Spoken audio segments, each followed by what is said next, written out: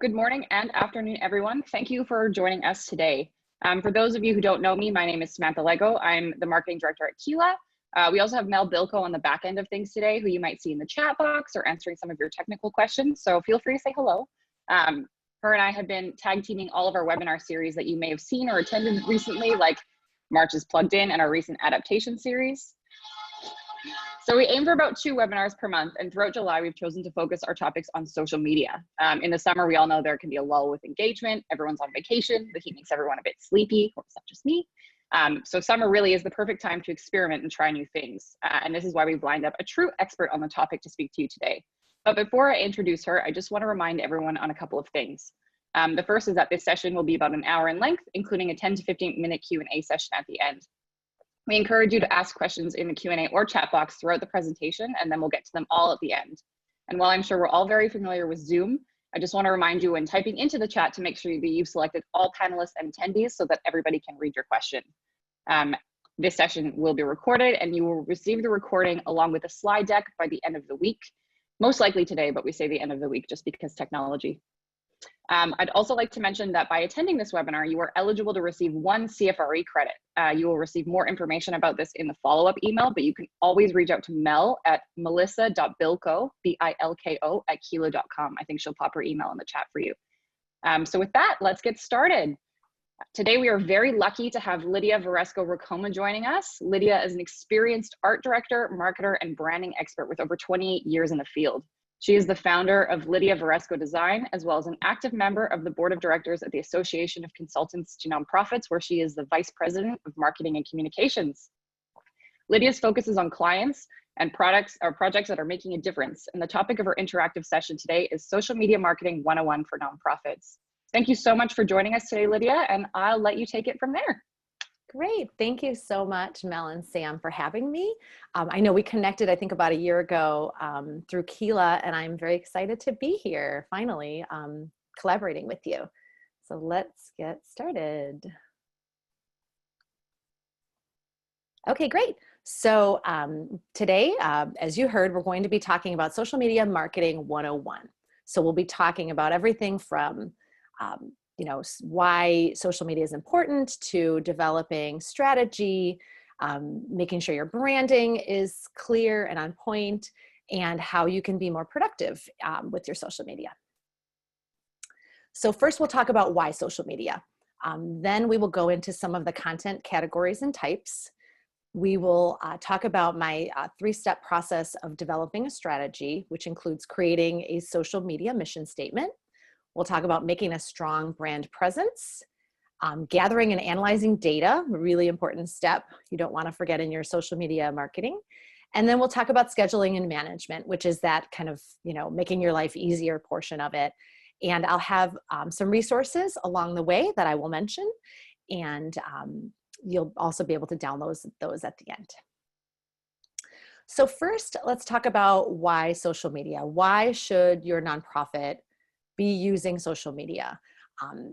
Social media takes time, just like any other marketing channel.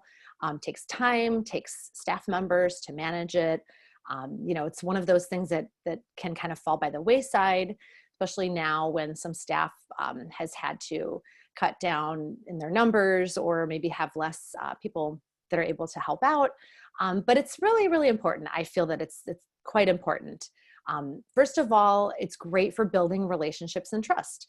It's a great way that you can get yourself out there, your organization, and connect with people and make those authentic connections and help them to get to know you, which is really important, to create those relationships that will eventually lead to hopefully them becoming a supporter, donating, somehow being involved in your organization. It all starts with that relationship. Next, social media is a great way to take an integrated approach to your marketing. So I'm sure that everybody is, kind of doing the typical nonprofit marketing. You have your annual appeals, that are mailed out. You have your annual report. You've got your email marketing. So social media is a great part of that marketing mix that you can just have another outlet where people can see your branding, can see your messaging, and connect with you. And lastly, social media is a great way to get feedback and insight. You can either just come right out and ask people questions, to get their feedback. What do you think of this? How would you improve this? You can do listening. I actually do that quite often in my own business. I do a lot of social listening to kind of see what people's challenges are. And that's how I end up developing a lot of my workshops and webinars, is doing that listening and asking questions. So these are kind of the three main reasons that I think it's important for nonprofits to focus on social media. Also, it's, there's proven stats that tell you that you should focus on social media. I love data, so you're going to see a lot of stats sprinkled throughout my presentation. But these, I think, are very telling. The first one here is from the Global Trends in Giving report, and it says that donors say social media most inspires them to give. It's followed by email marketing, and the last one I think was print, sending out printed appeals. But social media is at the top, so definitely a good reason to focus on it and put time and effort into it. Also, Classy found out that social media drives 50% of traffic to fundraising campaign pages. So that's a really important stat to keep in mind, because, the ultimate goal is to drive people to those fundraising pages. So if social media can drive more than half of the traffic, it's a great reason to have it a prominent part of your marketing mix. And then lastly, from the State of Modern Philanthropy report, 87% of donors who first donate from a social referral source will make their second donation from a social referral source. So again, that's a really high number, and it's a really good reason to keep up with social, knowing that people will come back. You get those returning donors, and most of the time, it is via that initial method. So in this case, with social being a referral source, you want to keep it up and make sure that we bring them back for a second time and third time and again and again. So first we'll talk about social media content categories and types that are important to focus on. So I like to look at social media in these 4 general categories. Makes it a little bit easier when you're planning your content and organizing your content, as well as deciding, what percentage, what your content mix will be, so that all of your content isn't, oh, donate today. So first is educate, second is inform, next is connect, and last is request. So the first category is educate. So this is where you're sharing your knowledge and expertise. You're sharing blog posts, reports, case studies, research that your organization has been doing, that knowledge that you've built up over the years that are important to share with your audience. Next, sharing opportunities. So that could be like volunteering or partnering, and how that can be a benefit to somebody. And then lastly, sharing a solution to a problem. So this is also really important for nonprofits to use as part of that educate category of social content. So next we have inform.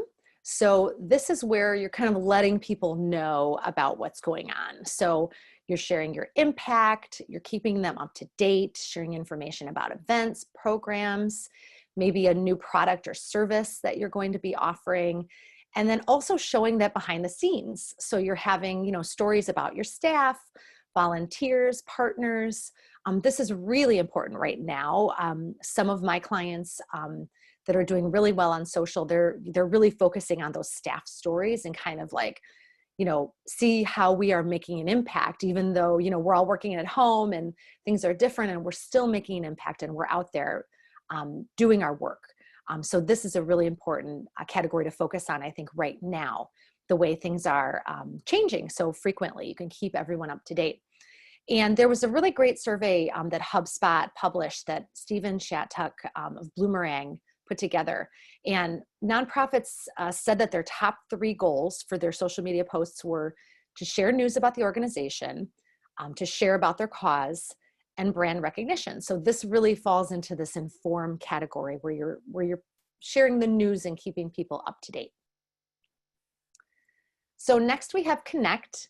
And this is where you are creating those associations and emotion, and sharing things that resonate with people, a story that someone can connect with and, makes them want to click through and learn more about you or somehow be involved.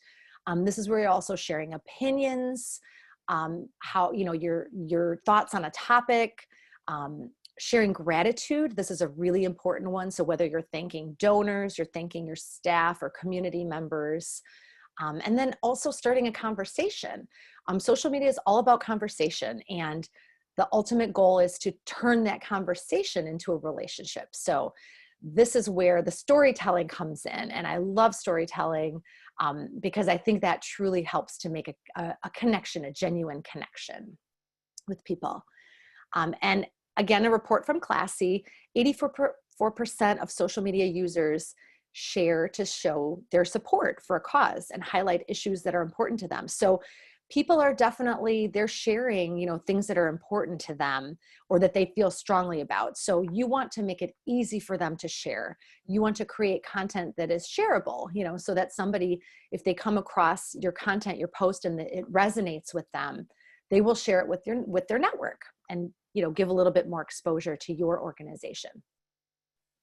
And then lastly, we have request. So this category, this would be like your call for donations, call for support, asking for opinions or suggestions. Quizzes and polls fall into this category, asking for feedback on maybe a program that you're working on or a project, as well as asking for those social shares that we just talked about. And those are really important. Don't be afraid to ask. If you ask, you won't know until you try. So if you ask someone to share a post that's, important to your organization, chances are they will do it rather than just putting it out there and hoping people share. And as you can see here, again, Classy has indicated that social media drives 50% of traffic to fundraising pages. So it's definitely important to put your ask out there and ask people to share it. So now we're going to talk about the content types. So these are the types of posts that are important to be sharing right now. And there are a lot of different types of posts. If you follow other pages, you can kind of get a good sense of what people are sharing. These are the most important ones that I've pulled together that I think everybody needs to have in their social media marketing toolkit. So first of all, the text post, that's pretty obvious. You just share text in a post. Then you have your photo post, usually with a caption, not always. We have video posts, very, very popular. Infographics, which have become definitely more popular and they're very shareable. So that's definitely something you want to have in your toolkit. And live streaming. Live stream has become very popular, especially for events. And now that events are virtual, a lot of galas and fundraising events have been live streamed, which is great because you can get more people watching, maybe than even would have been in person. And then next we have UGC, which is user generated content. So this is where you're asking people to share their images, their content. This is also really important because it helps you build up your content and not constantly have to be creating it yourself. Next, we have our storytelling. So stories, interviews, statistics. This kind of pairs up nicely with infographics where, if you have reports that your organization has done or stats that you can share about your impact, these are really great to put on social media and really nice to put in an infographic. Of course, we have our donation appeals and our events. So I think at the very least, if you have these in your toolkit, I think that you're in good shape. And as you see below in the study, again, from HubSpot, HubSpot, if you're not familiar, they're a digital marketing company, and they provide a lot of really great data on how people are using social media. And they found that photo posts and imagery posts are the top content for increasing engagement. And also videos become very popular. So you want to make sure that you focus on those and you're combining them, with some of these other content types. So next I want to talk about how social media is part of the journey. So when someone discovers you, it's hard to know how they will discover you. Will they come to an event? Will they get your email? A lot of times it's social media. That's how they first discover you. So either they find your page through somebody else who's shared it, or they're searching for a topic and your page pops up, or if you're doing like paid advertising, your page will pop up in their feed. So I think it's really important to keep it high up on your priority list as far as your marketing, especially now. We know that everything is digital now. So we want to make sure that you know, your social media is strong in case that's where someone first discovers you. And as you can see in this data point from Nonprofit Source, 43% of people attend or participate in charitable events in their community because of social media. You know, it's a lot of it is like, oh, they heard their friends talking about it, or they heard about it on social media. So they've got kind of like a referral, which makes them more interested. And next, you want to integrate it into your marketing mix. So we know that, you know, common marketing knowledge tells us it takes 6 to 8 touches to connect with a prospect. So we want to make sure that we are continually connecting with them through all of the different marketing channels that you're using. According to Network for Good, the top 3 most popular channels for storytelling are social media, newsletters, and your website. So we've got them all integrated here in this graphic. We definitely want to use all of those channels, as well as, you know, blogging, content marketing, to share your story. So here's a great example. Chicago Children's Choir. I'm in Chicago. I love what they do just in general with their marketing. It's a wonderful organization that I've also supported, but their marketing is great because it's very connected. You can see how they're using that marketing mix really effectively. So in this case, it was their summer programming, which is of course virtual now, making it a little more challenging to promote. And so they have it on their website, of course. Then they have an Instagram post and an email, and they're all connected. And, you know, you can see that they're using their brand throughout. They're using the same messaging, the same voice and tone, which is great. And this is what we ultimately want to do with all of our campaigns. And then next, you want to know how social media will fit into your customer journey. So I know we don't necessarily have customers, but the customer journey, if you're not familiar with it, is how your audience is interacting with you as they get to know you. So as they go through the process of, you know, not knowing you, being a stranger, to being a supporter of your organization, as well as the related marketing touch points that they will encounter. So as you can see here, this is also from HubSpot. Social media plays into that kind of beginning stage, that attract stage, and then the delight stage, which is kind of the end stage. So in the beginning, you want to use social to help them get to know you, to start those conversations and create relationships. And then in that ending stage is where you're sharing those calls to action, asking for support, asking for volunteers, because at that point, they already know about you and they're willing to help in some way. So now we'll talk about the fun part, which is developing your strategy, your social media strategy. So first, we're going to have a quick poll. Does your organization have a documented social media strategy? And I will wait a couple of minutes.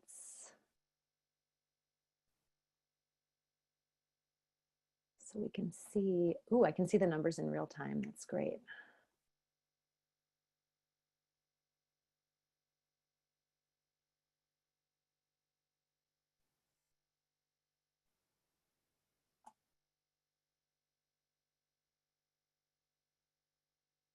Okay, great. So I think we've got a pretty good number here.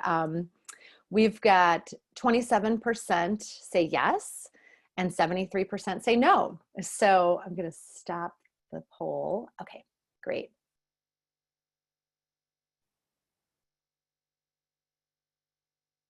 So that really kind of falls into these stats from HubSpot and Bloomerang. The study that they did showed that 67% of nonprofits have no social media strategy, policies, or goals documented. So I guess we've proven that that is quite correct.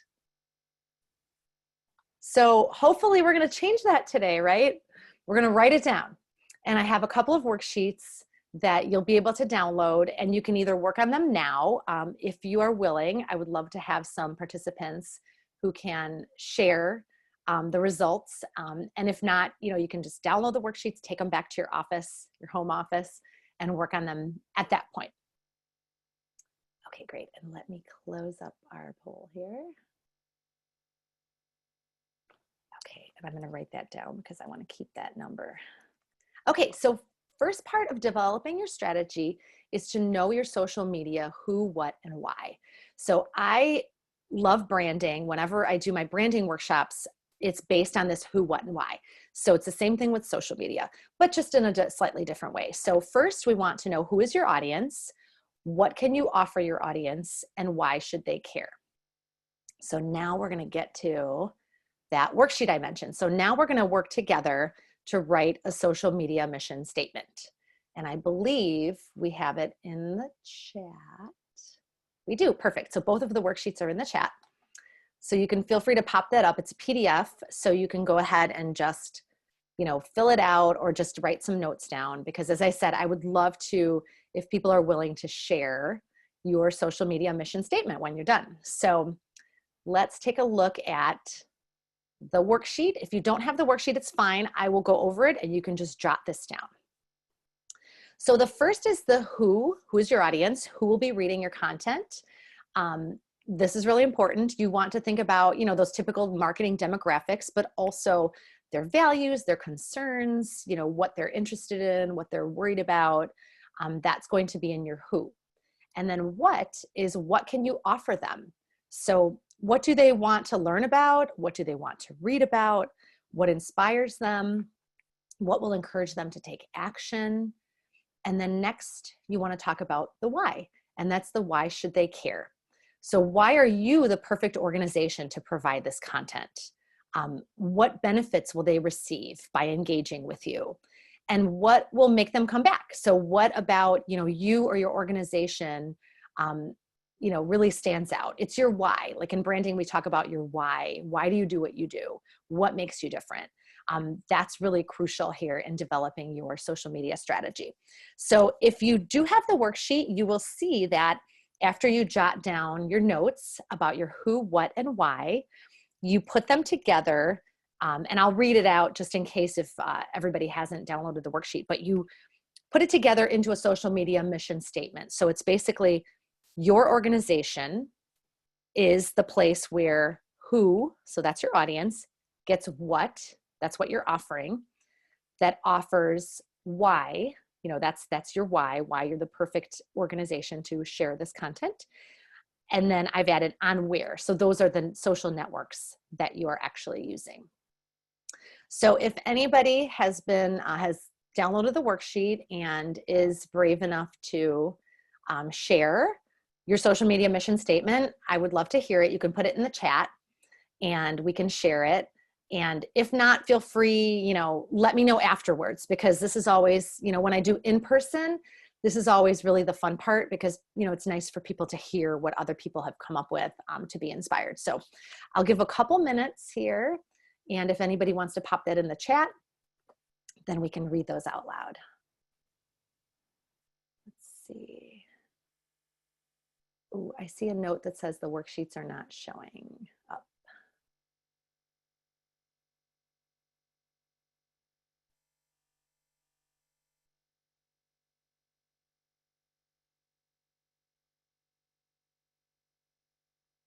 Okay, we'll just give a couple more minutes. Okay. All right, looks like Cheryl says, ta-da, that must mean she got the worksheet. Okay, now Cheryl, we're gonna expect you to share your social media mission since you have the worksheet in front of you. Okay, so I'm going to keep moving on just so we stay on time. But I do want to see your social media mission statements. So please do, if you are able to, and this can just be like a quick draft. So if anybody is willing to put it in the chat or just send it to me later, I would love that. But I'd like to, I'm gonna keep moving just so that we don't run out of time. Oh, yay, we do have one. Okay, great. All right, I'm gonna read it. So I hope I say this right. Rousseau Access Network is a nonprofit, community-based charitable organization committed to promoting wellness, harm, and risk reduction in education. Rousseau Access Network supports individuals and serves the whole community in a comprehensive, holistic approach to HIV/AIDS, Hep C, and related health issues. Great. Thank you, Angel, for sharing that. That's wonderful. I would like to see a little bit more in there about your why and what you will be sharing on social, just like how you'll be connecting with people. But that's a great start. Thank you so much for sharing that. And then, oh, great. There's another one here from Nikki.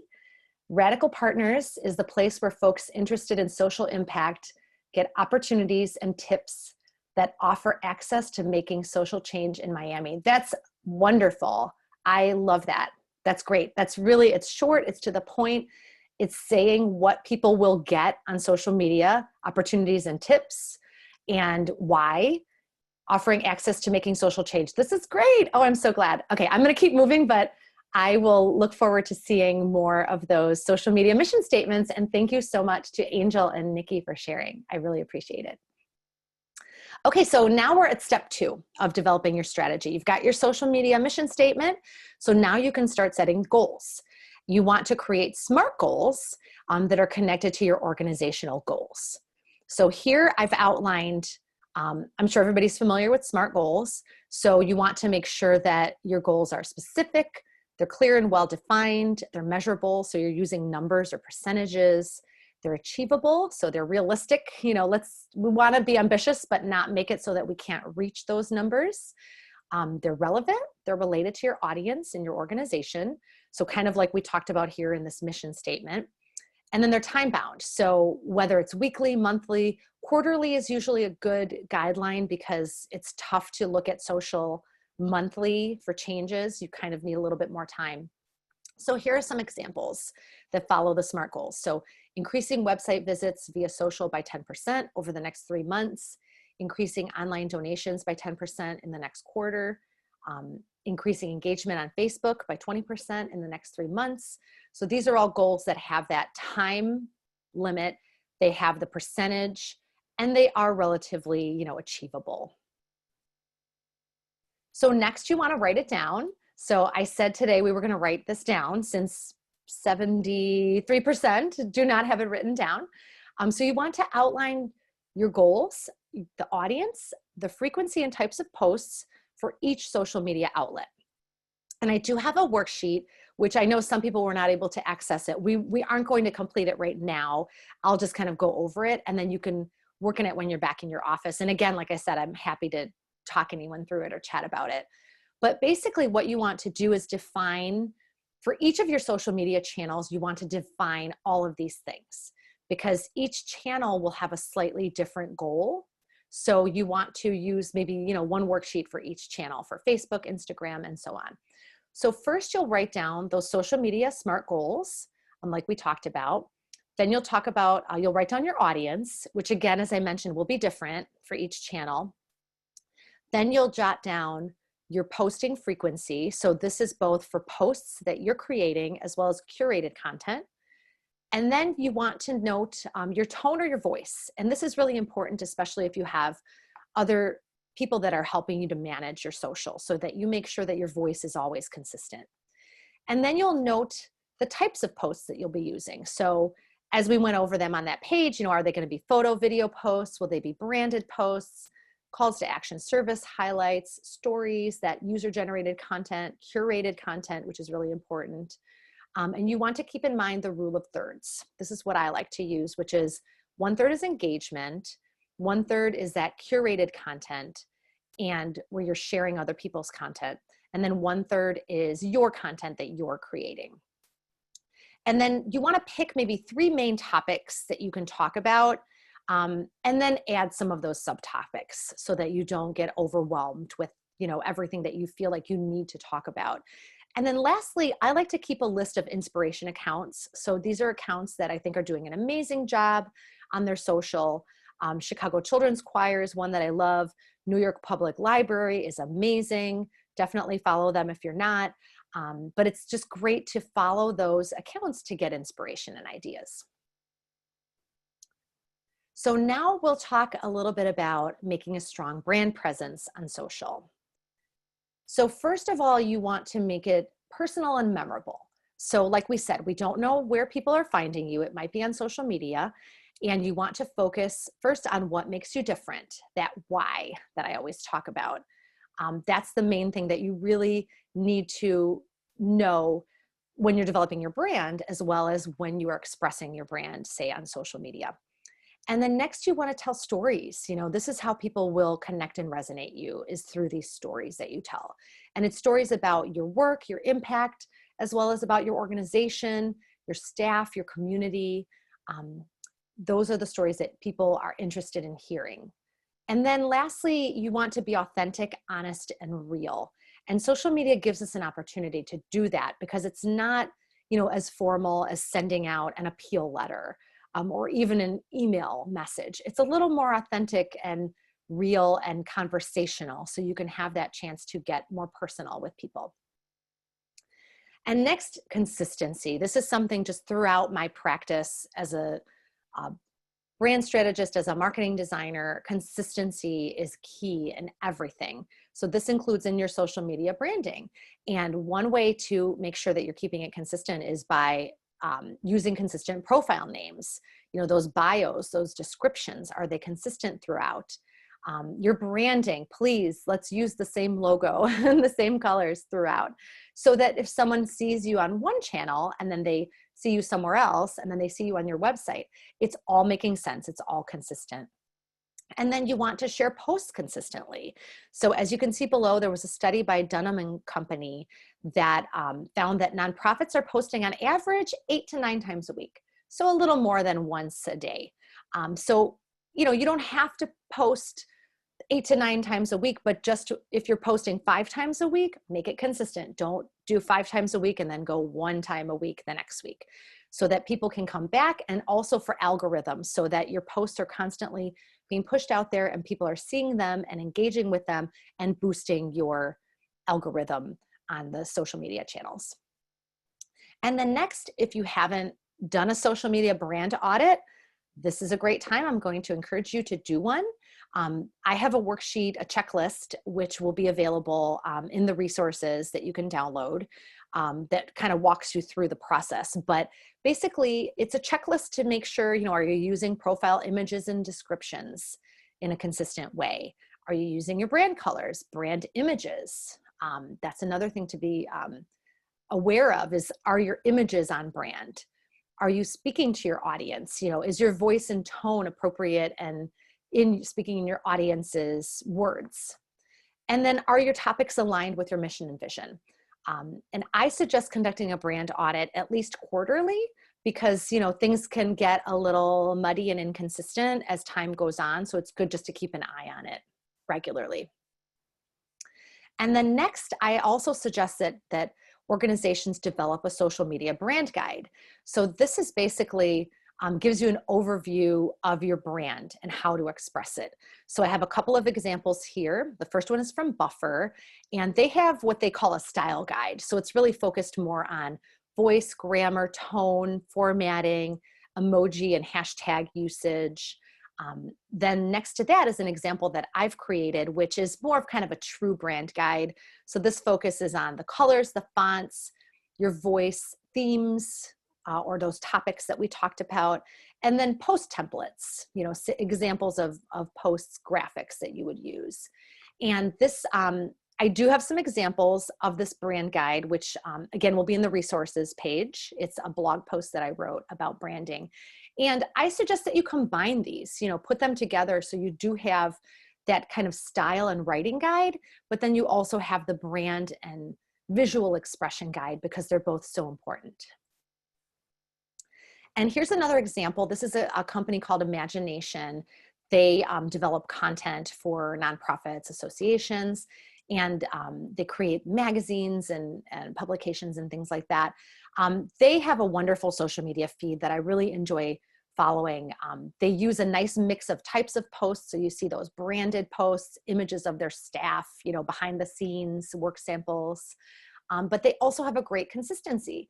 So you can see that their voice is consistent, their color fonts are consistent, and just overall, it's very consistent. And visually, it looks nice, especially like this when you're looking at it in Instagram, where you kind of get that picture at a glance. So now we will talk about gathering and analyzing data.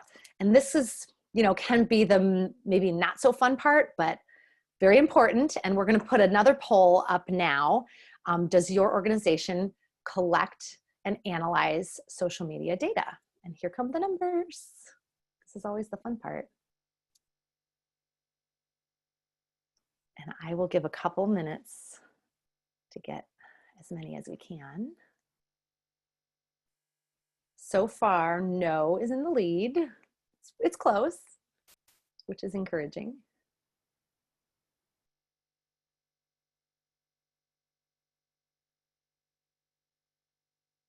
Let's see, I will give it a couple more seconds because it looks like we've got about 3/4 of our audience that's voted.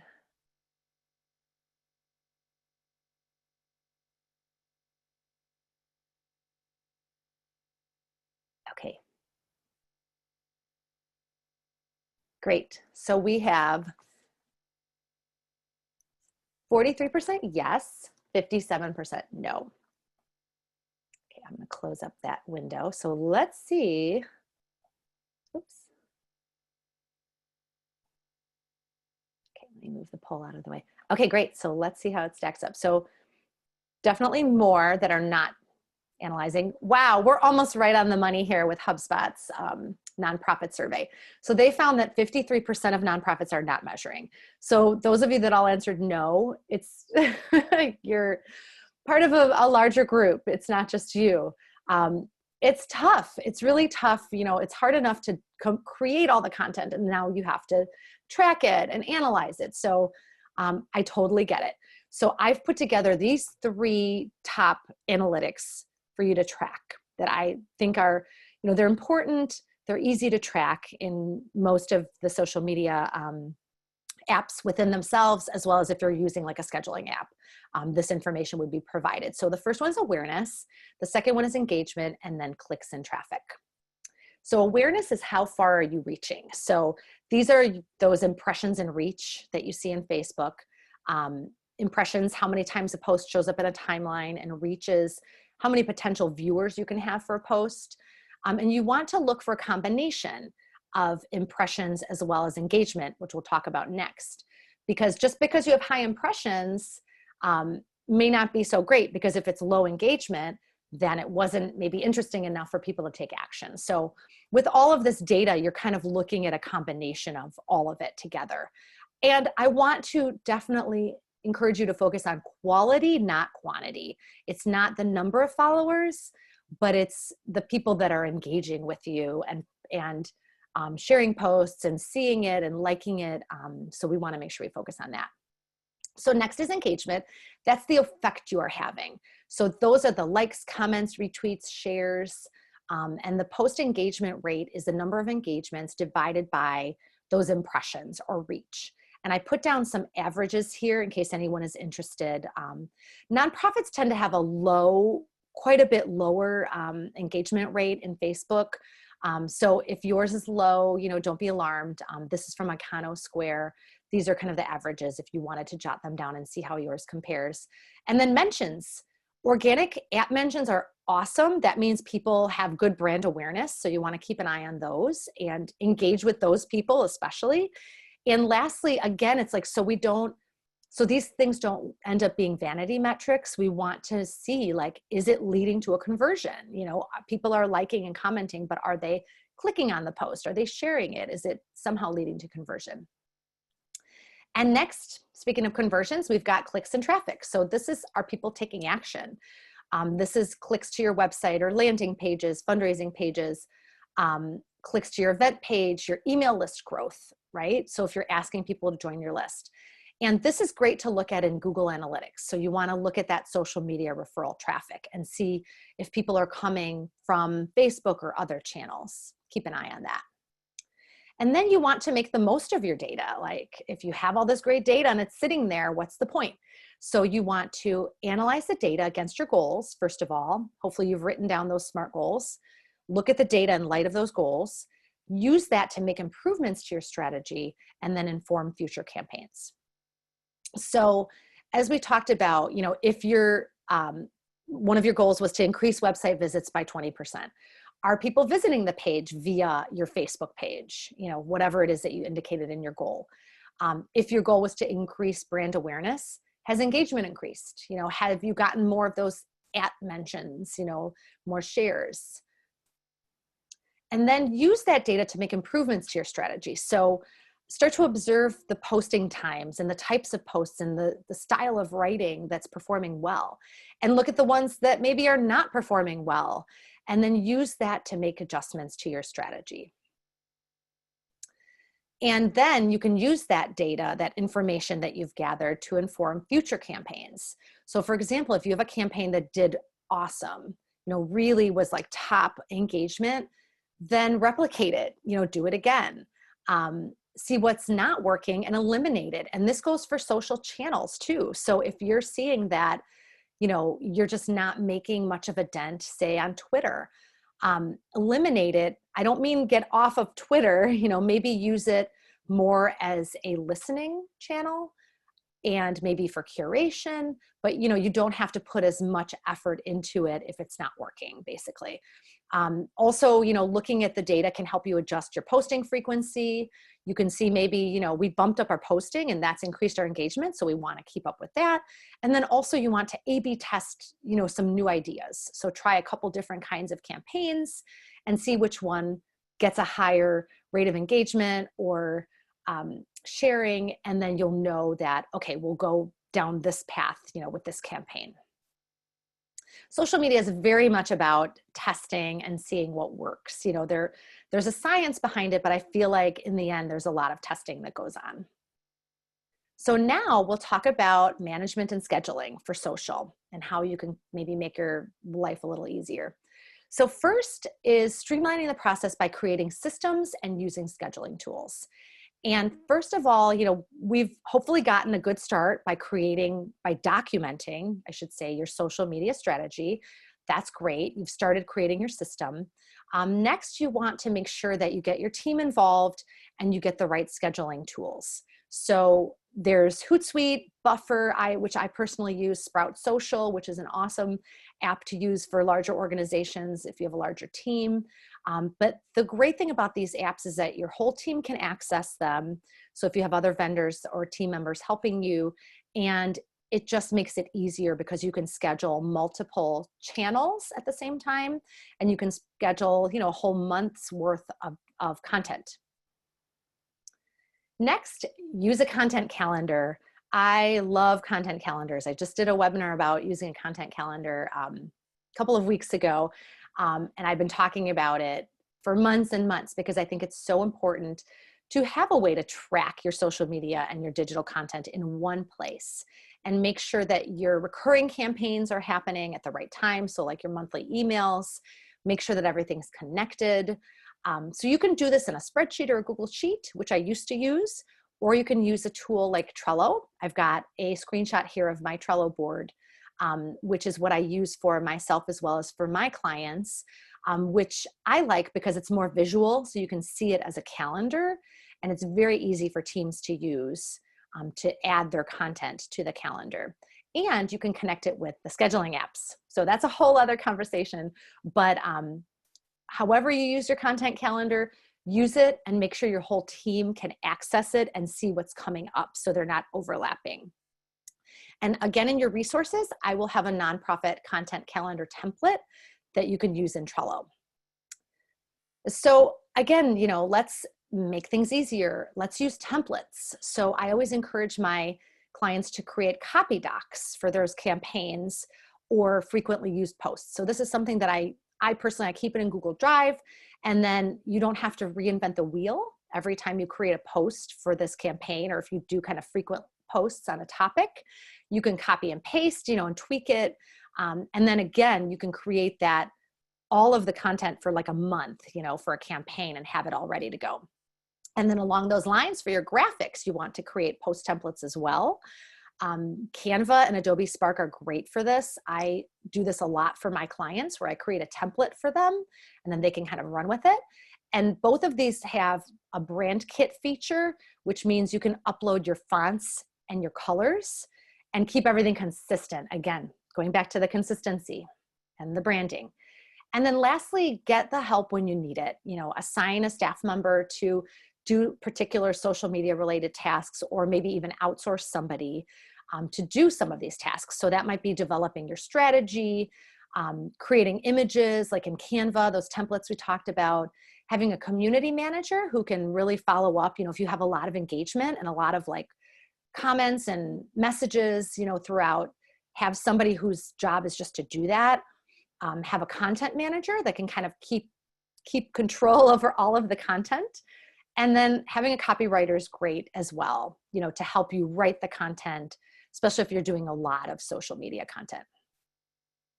So now to recap, we talked about writing your social media mission, how important that is to have your who, what, and why of social media marketing.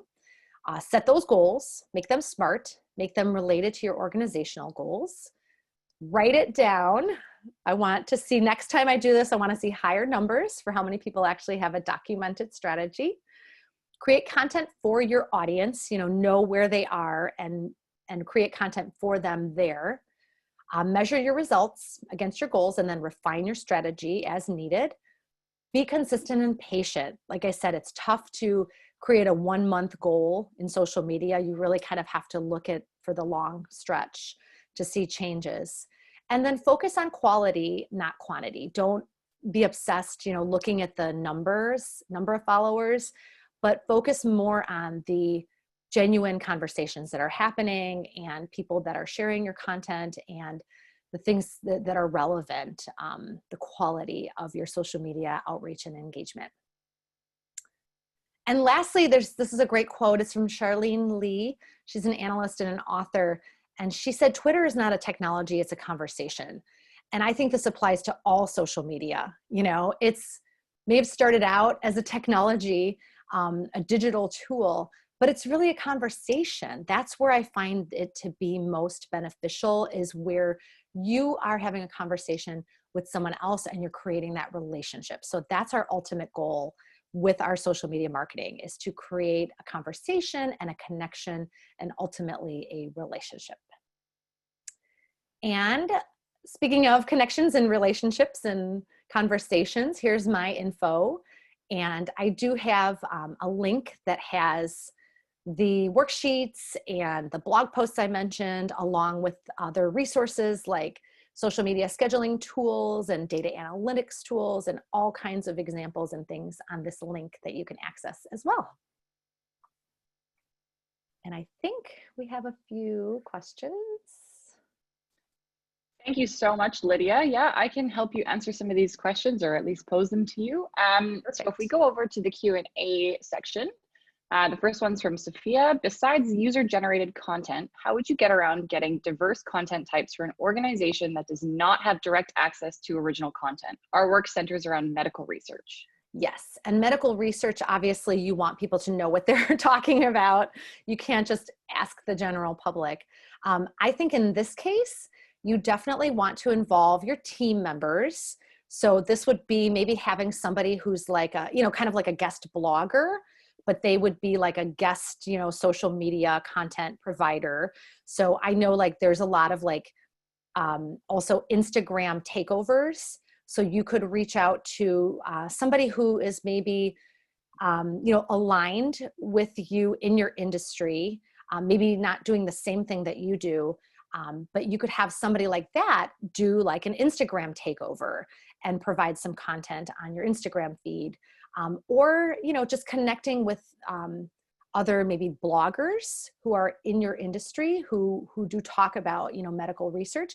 Again, like I said, it's obviously something where you can't just find somebody. You need to make sure that they are in the same kind of industry and know what they're talking about. So I think looking to other organizations or bloggers, and definitely also your staff, your team members, that, it's a great opportunity for them to be more involved, I think, and share their voice. That's a great recommendation, and one that I know that we use here at Keela as well. So on to our next question from Justin. Suggestions for infographics creator software. I know there are a few out there, but are there any that are recommended? Yes, and there's one, oh gosh, the name escapes me. I might have to get back to you on that, Justin. Oh gosh, it's info something, of course, and the name escapes me. I've used it a couple of times, so I will definitely look that up, and then I'll make sure that we can get that info to you.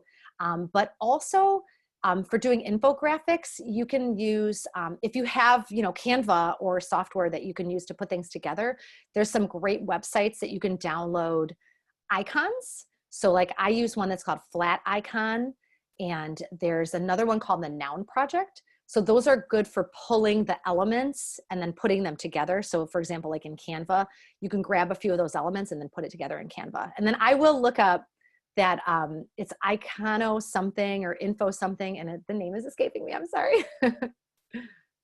We use Flat Icon as well, actually. Oh yeah, it's a So great, you'll see yeah, it's definitely a great resource. Definitely. So the next one is from an anonymous attendee. What are some realistic average goals for social media? For example, a percentage on increase in followers or engagement? Yep. I think, starting out with maybe 10 to 20% is pretty realistic. I think going much higher than say like 25% might kind of push you in that, like, you're not being as realistic, especially if you're starting with low engagement. So I like to start with that 10 to 20% and then, kind of keep an eye on it. And again, like I like to look at it in quarters or, 3 months at a time, just to get accurate numbers. And then, start to build up your numbers so that then you could look at it. You can look at it at a quarter, you can look at it at 6 months, you can look at it at a year, and then have your benchmarks. Then you can know, like, okay, we were able to increase, by 5% each month. Now let's work for 10%. Or, it's good to at least start to create those benchmarks. And I would say 10 to 20% is good to start. Great advice. Thank you. Our next question is from Chris. Hello again, Chris. Great info. I am the only marketer communicator at my nonprofit. So I'm curious what advice you'd have for maintaining best practices on social while also being mindful of my own capacity. Social media is just one of many hats I wear, smiley face. Yes, Chris, I'm right there with you. Like, Sam had mentioned that I do marketing and communications for the Association of Consultants to Nonprofits, and I help out a lot, with the social media. And I know what it is to wear all the hats. So I think the main thing is to create the system. So, you have your strategy written down to follow, create your system, have a content calendar, get yourself organized, make use of Canva or other apps where you can create a template, especially for the branded posts or the posts that you use regularly. And then just, try to be realistic again about what's working and what's not working. So again, if, I think that like 80% of nonprofits are on Facebook, we're all on Facebook. That's a good one to focus on. But if your organization, if LinkedIn makes more sense, maybe put a little more energy into LinkedIn. Don't try to do all of it. And then keep an eye on your data. So that, okay, we're really rocking it on LinkedIn. Let's push a little more on that and maybe scale back on Facebook. And then utilize the social media schedulers, because you can, like, I use Buffer. I also use Hootsuite sometimes, and you can schedule for all of your social media channels, and you can schedule, a week's worth of posts in one sitting or a month's worth of posts. And I think it really helps to have all of those parts in place in your plan. And then, moving forward, it just makes it so much easier, especially when you're a one person show. I think this segues brilliantly into the next question, and you might have actually just answered it. From Susan, what's your advice on using something like Hootsuite to post on multiple media channels? Yes. Oh, thank you for asking, Susan. I love the social media schedulers. And as I mentioned, I'm a super fan of Buffer. I like it personally for my business because I share a lot of curated content, and it makes it very easy to share that, kind of on the fly if I'm on my phone or something. Hootsuite is great, I think, for organizations. You can kind of see a bigger picture, and you can actually get more analytics from Hootsuite with the lower priced plans. Oh, and don't forget, everybody, that most of these social media schedulers have nonprofit discounts. So you want to ask about that. I know that Hootsuite does and Buffer does, but they're great. Highly, highly recommend using them and getting your team on board too. It's easy to integrate your team. And if you're from Vancouver, you can go to Hootsuite's office in Mount Pleasant and knock on their door and just demand a discount. Yay! I love it. I didn't know their offices were in Vancouver. That's great. Yeah, it's one of our big tech unicorns, I guess, of Vancouver. So awesome. Highly recommend for nonprofits here. The next question we have is, what would you recommend if my organization wants to reach people out of our normal circle of followers? Yes, that's a tricky one. It's so hard, especially with Facebook's algorithm. It's hard to reach people that are not the usual ones that are looking at your content. So I think in this case, you want to push for getting those shares, asking people to share your content. And you might have to do some paid advertising. I think that that's unfortunately, now I know a lot of organizations are actually pulling back on their paid advertising. So it's a little tricky. I think that trying to, like I said, reach people through sharing, through the shares is a really great way to do it. And then also maybe looking at some of the channels that you haven't quite explored yet. So maybe if your nonprofit hasn't fully explored Instagram, maybe you try to reach out on Instagram or LinkedIn, because Facebook is just notoriously difficult for getting the organic traffic and engagement. So it might be worth it to try one of the other channels where it's a little bit easier, to start a conversation. And I'd say as well, the LinkedIn and Facebook community groups for nonprofits are always an excellent resource. Yes. And so that also helps kind of amplify your message. It might not be in terms of a new audience, but at least you're networking with other nonprofits, which you can then expand on as well. Absolutely. I highly recommend that. I'm part of a lot of those groups. That's a great one. This is from Lilia, and I think it's a follow-up from the infographics and other tools, but PictoChart is also great. So yes! Thank you, Lilia, for that. That was the one. That was actually, I was thinking Picto something, that was the one. And I'm not 100% sure if they have a nonprofit discount, but even if they don't, ask them, because most of the software apps will probably extend it to you, especially now. Great, I'm glad we got that one sorted. Yes, yay, thank you, Lilia. All right, and we have one more from an anonymous attendee. What can help convince leadership to allocate a small budget for social media to pay for some of the tools, technology, or some of the paid campaigns, et cetera? Yes, this comes up so often in my workshops, with branding, with just marketing, social media. How can we convince them? Show them the stats that I shared with you. I think that's a really big way to show that, look, it is working. And this is why I like to include a lot of stats in my presentations, because, I hope that maybe some people will take that back to the office and show like, yes, this is working. It's working for other organizations. And there are a lot of really great reports. I will try to put some of those reports on my resources page so that everybody can access them, because there are some wonderful reports like the ones I shared from like Buffer, Bloomerang, Classy. There's great reports out there that are really showing that it's working. And I also like to share some of those inspiration accounts, so maybe show them like, hey, look what New York Public Library is doing. They have these amazing campaigns and they're getting a ton of engagement. Obviously, if you're in a smaller organization, maybe you don't have the staff to be at that level, but you can still do a really amazing campaign. I mean, I work with smaller clients and they are rocking it and they're doing great campaigns on social. So I think showing them the data, first of all, because I think most of the time people want to know, they want to see the ROI, and show them some great inspiration accounts, and then track your data so that you can show them after the fact, hopefully, like, look, we did increase our engagement, by 10%. All right, thank you so much, Lydia. I think that is our time for today. So I will just wrap things up and share my screen. So that concludes today's session. Just before we sign off here, I want to remind you that our next webinar will be on Tuesday, August 18th at 10 a.m. PST and 1 p.m. EST. The session will be led by Tony Martignetti, who is the founder and host of Tony Martignetti Nonprofit Radio. He will be presenting his webinar titled Planned Giving, Blow Up the Black Box. And so if you haven't already registered for that, we will be posting the link in the chat section to sign up. And again, just as a reminder, by attending today's session, you are eligible to receive 1 CFRE credit. So look for that in the additional information in our email. And lastly, I just want to remind everyone that today's session was recorded again. So you'll be receiving the recording along with Lydia's slide deck by the end of the week. I just want to say a big thank you to Lydia. That was an excellent webinar. And I know that we learned a lot, and I hope that you did too, and can take all of this information away and action it for your nonprofit organizations.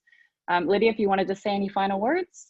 Yes. Oh my gosh. First of all, thank you so much, Mel and Sam. I am so excited that I connected with Keela, and thank you for this opportunity. And I'm so excited that, you know, my information resonated with everybody. And like I said, if you want to reach out, I want to see your social media mission statements. So maybe share them on social and tag Keela and I so we can see them. That's an excellent idea. Well, thank you so much, everybody, and have a great rest of your day. And we'll say goodbye.